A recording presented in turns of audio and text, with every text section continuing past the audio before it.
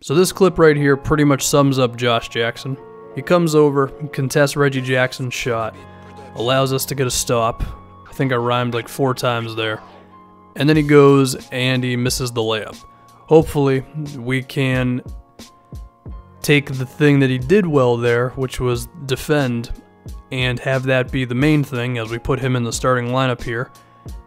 And then the offensive stuff can just figure itself out enough. We've had some troubles defensively, okay? We've been pretty damn bad on that side of the floor. And I would hope that a 6'7" dude who can be an on-ball defender and defend hopefully 3 positions between point guard and small forward. He might be not big enough to play the 4 like that. But if he can do those things, hopefully it'll make us better. And I would think that offensively, a lot of it can be this type of stuff where defense just kind of leaves him open along the perimeter and he takes that opportunity to go inside. Also, heads up, there's going to be a close-up of a dude's arm in 1 second. There it is. So, you know, it's not going to be the most seamless fit in the world with Josh, but I think we can figure it out. TJ Warren, who's going to be the 6th man now for us, who ends up, this type of guy always ends up being the 6th man for me whenever I do a MyGM. It happened in the Knicks series with Tim Hardaway Jr. and Terrence Ferguson or Norman Powell. It's going to happen again here. TJ can get his own buckets.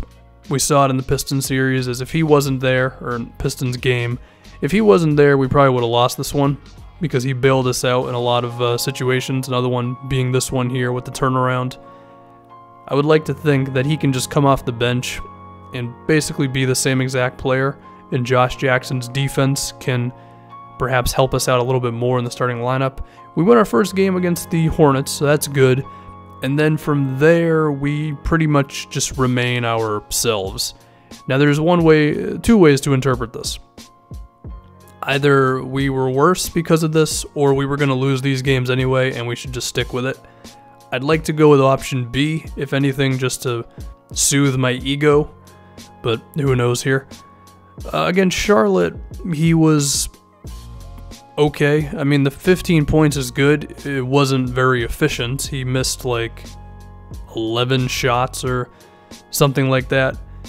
There were quite a few games here where he did get his shot attempts up there a bit, maybe too high. I mean, we'll look at those other games in a second. He was definitely more efficient in those games, but I feel like if he made it a habit to shoot as many times as he did in this Hornets game, it would not be good for him or our team, just because, I mean, I don't really want Josh Jackson creating his own shots that often. I mean, occasionally, sure, and if he would have ended up on a Frank Kaminsky type in this game, then I guess that gives you a little bit more freedom, but yeah. Now, he also did some things when it comes to rebounding and assists in this one as well, though. Grabbed 6 boards and got himself 3 dimes as well.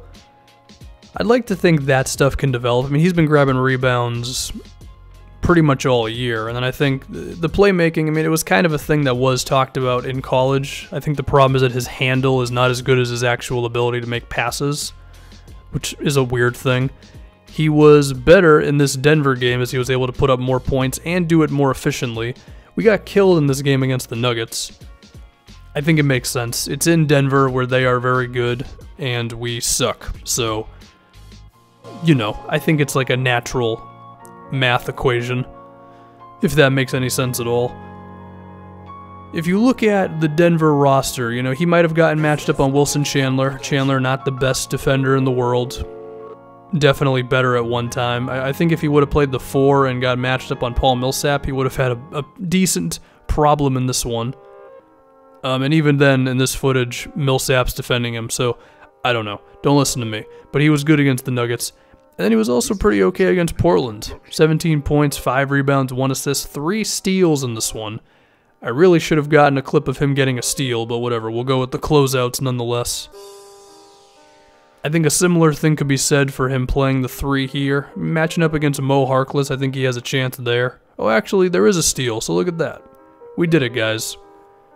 I appreciate the windmill from JJ. Should I call him JJ? I don't think I will. I don't like that nickname for him. Shout out to KSI. But anyway, I don't know what I'm talking about. I think in a game like this, where he was able to put up like plus 15 points and do it efficiently, I'd like to believe it was just because he found himself some opportunities in transition and all that. I'm not going to ask him to do this very often, but if he's able to have these types of games here and there, that's a good thing. This game, I think, could end up being more of the norm for him, with the 3 for 6 from the field. Maybe not only 6 points. I mean, I think in his prime, we could see Josh Jackson putting up like 10 to 14 points a game, and maybe a little more if he was on a different team. But he also had 3 assists in this one. I think I made a Scottie Pippen in Portland comparison for like Davon Reed. I think Josh Jackson could be that. I think that's a more realistic thing for him. A Scottie Pippen Portland kind of a player. Maybe a little better of a scorer. I don't know. Let's get to TJ Warren, who, outside of the last 2 games, was basically himself once we made the move. I picture TJ as the kind of guy who doesn't totally care if he's starting or coming off the bench. It's just like, listen, man, I'm going to get my ISOs, I'm going to get my post-ups, and I'm going to shoot like 12 times a game, whether I'm coming off the bench or whatever. Just give me the ball and let me get some buckets. And that's pretty much what we did. I mean, he had 2 20-point games, and then the other ones he had a solid like 12 to 15 a game, which is pretty consistent with what he's been all season for us. So, again, I think hopefully this can only help us out by allowing Josh to just make more of a defensive first impact on the team, and then TJ can just keep on doing his thing, because he's going to keep on doing his thing anyway. Now, what was the problem in some of these games? Well, I didn't grab a screenshot of it, but CJ McCollum had like 35 points in the game against Portland, so that's a problem. Josh Jackson doesn't play shooting guard, and we'll talk about that in a moment here. I believe Damian Lillard, he didn't go off as much, but he had a solid like 20, 21 points.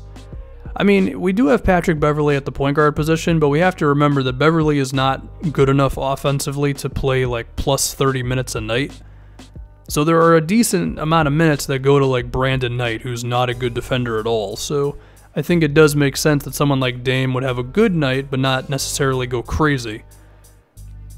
And against Denver, a similar thing could be said. Gary Harris went off, Jamal Murray went off as well. And I believe in the last video, we also looked at some of the games and we saw that we were getting killed in the backcourt as well. So, well, I mean, I'll say it now, like Devin Booker's got to get better, you know. Brandon Knight and Patrick Beverley is kind of a shuffling thing at point guard, but Devin Booker is a pretty good mainstay there defensively at the 2-guard spot. And he's the guy who could get matched up on Murray, matched up on Gary Harris, and, you know, those guys went off, CJ McCollum went off. It could be a trend that is developing here. Now, if we would have drafted Trae Young, we'd be in some really deep crap right now, so remember that one. So yeah, I think moving Josh Jackson maybe was step 1 in our defensive improvement, but I think Devin Booker getting better would be the next thing. And I'm not saying he has to become amazing, but he's got to get better, definitely.